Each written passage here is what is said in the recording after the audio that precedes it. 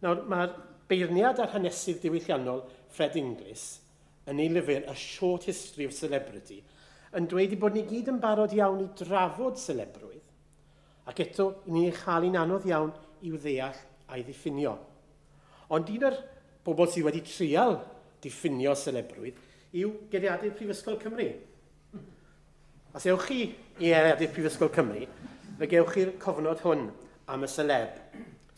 Person enwog yn enwedig y maes adloniant.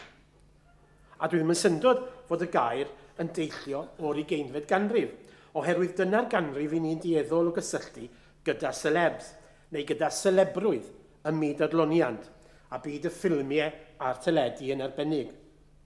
Mae rhai wedi awgrymu fod elfen o dros dro ymhlug yn y dewis o ddefnydd celebs yn hytrach nag enwogion, ac fe wna i adur i chi bwyso a mesur hynny wrth i ni fynd yn ein blaenau. Falle, tawr, esiampl berffaith o celeb yw'r ddiweddar Jade Goody. Daeth hi amlygrwydd yn y gyfres teledu Big Brother yn y flwyddyn 2002, lle ddaeth yn gystadleuaeth roedd pawb bron a bod yn ei chysau. Pan gafodd Jade ei henwebu ar gyfer ei hanfon o'r tŷ, dyma oedd cyngor ar oes colofnydd papur newydd y Sun i'w ddarllenwyr. The pig with the biggest mouth on TV has finally been nominated for eviction, and now you have the power to roast her.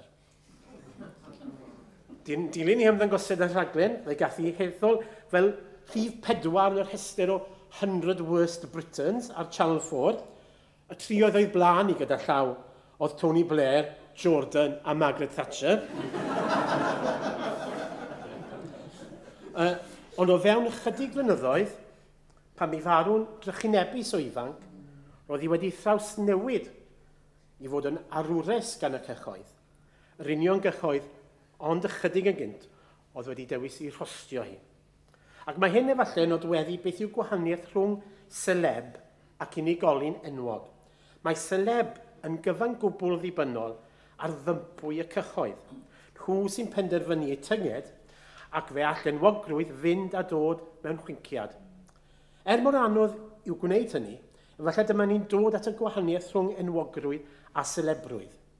Mae un gysylltiad gyda'r positif a'r da, tra bod y llall yn negyddol ac yn ddrwg. Mae un yn ennill parch, a'r llall yn aml iawn yn ennill trienni. Yr enwog yn ennill parch am gyflawni rhywbeth sy'n destun edmygedd, a'r llall yn enwog am ddim byd ond bod yn enwog, sef celebs. Nawr, bod ni'n dieddol o gysylltu celebrwydd a'r 20fed ganrif, mae ychydig yn hun o hynny.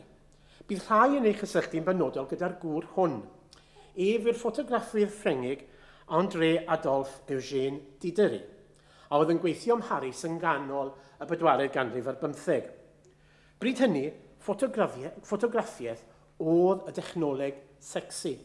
Roedd pawb am fod yn rhan o'r datblygiad, neu o leia gael darn o'r digwydd cyffroes hyn ym myd technoleg.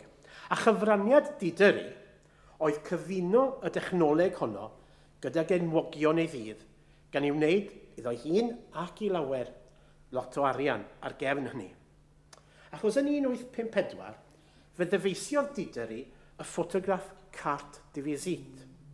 A chamra oedd yn medru tynnu'r 8 neu 10 o luniau ar un negydd ar yr un pryd, rhywbeth tebyg i hyn. Rhyw ffotograff, rhyw 2 modfedd a hanfer wrth 2 fodfedd, 85 wrth 55 mm, gan alluogi ffotograffwyr i gynhyrchu ffotograffau wrth y cannoedd bob dydd, yn hytrach na wrth y dwsin.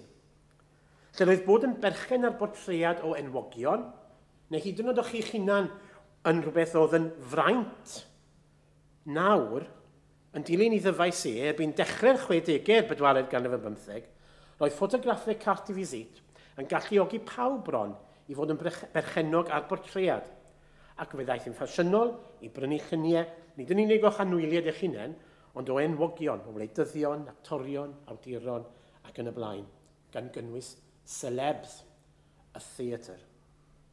Roedd y ffotograffau yma yn bethau digon bregus, ac ephemeral, ond o gael ei glido ar gardiau, roedden nhw'n para. Ac ar gefn y cerdyn, byddai'r ffotograffydd yn brolio ei hunain yn aml iawn ac yn chwilio am fusnes. Byddai actorion yn dosbarthu ffotograffau carti visit wedi hyrwyddo o hunain mwyn hybu gyrfaoedd. Byddai amgyrchwyr yn gwerthu ffotograffau carti visit i gefnogi hachos. Byddai gwleidyddion yn ei ddefnyddio i hybu hunain hefyd, ac aelodau o'r teulu brenhinol.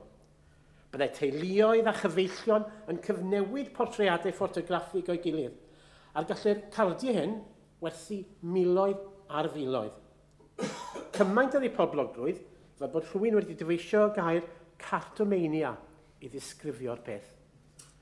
Dyma'r dechnoleg oedd pawb am fod yn gysylltiedig â hi ffotograffiaeth a'r celebs, yr enwogion yma, oedd y ffordd mewn. Cyn bo hir, roedd y ffasiwn wedi ymadael â wedi chedu o Ffrainc i Loegr. Dechreuwyd gwerthu ffotograffau o enwogion yno hefyd, fel mae'r ffotograff yma carti visit cynnar hwn o Florence Nightingale yn ei ddangos. Oedd hi newydd ddychwelyd o ryfel Crimea. Roedd Florence Nightingale yn enwog cyn i'r ffotograff gael ei dynnu. Ond yr hyn a wnaeth cylchrediad eang o'i ffotograff hi ac enwogion tebyg, oedd ei gwneud hi'n wyneb adnabyddus